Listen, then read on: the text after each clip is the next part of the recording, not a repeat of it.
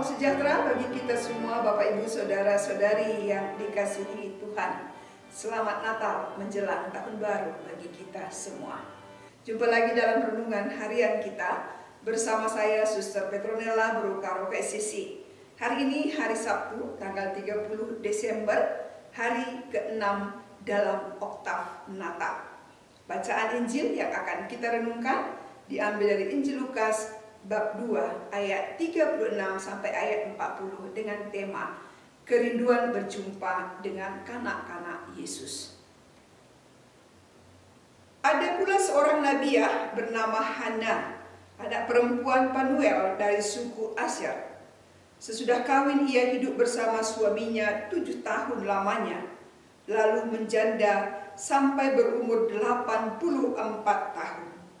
Ia tidak pernah meninggalkan bait Allah dan siang malam beribadah dengan berpuasa dan berdoa.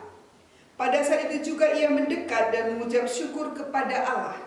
Ia berbicara tentang anak itu kepada semua orang yang menantikan pembebasan untuk Yerusalem.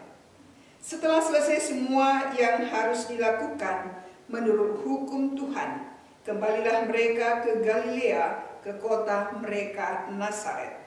Anak itu bertambah besar dan menjadi kuat, penuh hikmat dan anugerah Allah ada padanya. Demikianlah sabda Tuhan. Saudara-saudari yang terkasih, setiap kerinduan menjadi daya dorong untuk berupaya mewujudkannya. Hal ini patut dihargai karena akan mengarah pada suatu hasil.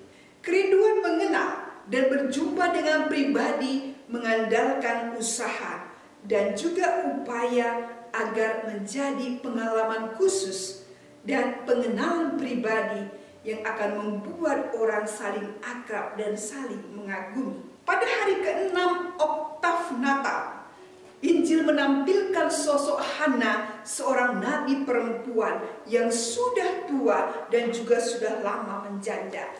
Hana adalah putri Panuel dari suku Asyer. Hana dalam bahasa Ibrani berarti rahmat. Sesuai dengan namanya, Hana merasakan pengalaman rahmat luar biasa, yaitu perjumpaannya dengan Yesus. Yesus sang Mesias yang dia jumpai di bait Allah. Waktu itu keluarga kudus Maria dan Yusuf membawa kanak-kanak Yesus untuk pentahiran di bait Allah. Hana pada waktu itu ada di sana. Memang Hana setia dan berusaha mengenal dan bertemu dengan Yesus. Maka dengan setia ia menjalankan hidup rohaninya. Sabda Tuhan berkata, ia tidak pernah meninggalkan bait Allah dan siang malam beribadah dengan berpuasa dan berdoa.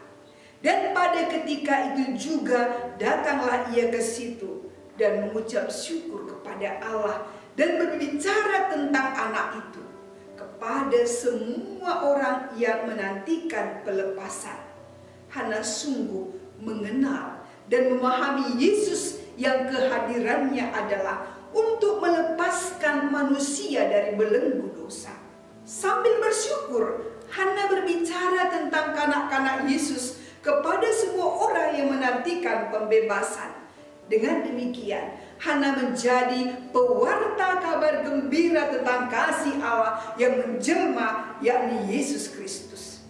Segi lain, harus dikatakan usia tidak menjadi halangan memberi kesaksian tentang Yesus dan cinta kasih-Nya.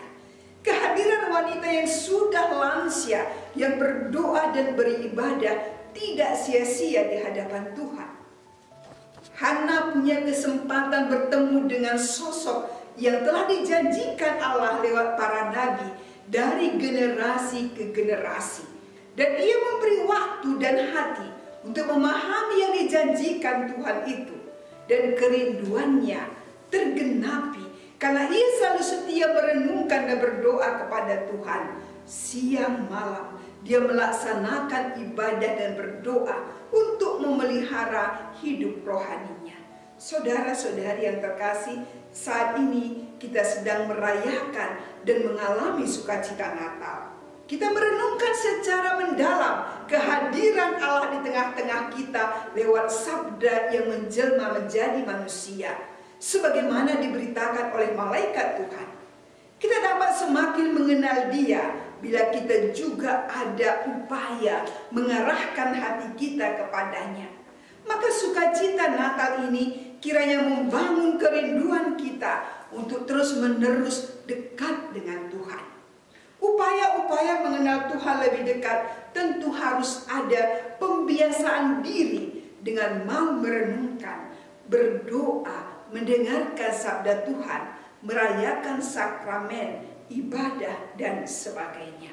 Upaya-upaya demikian akan membuat hati dan pikiran kita semakin terarah kepadanya dan merasakan kehadirannya dalam hidup kita.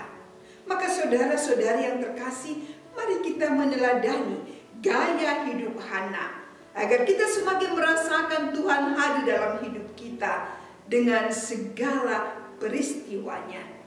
Dengan ini, kegembiraan, sukacita Natal sebagaimana yang kita kidungkan, Gloria in excelsis Deo, betul-betul akan menjadi bagian dari hidup dan luapan hati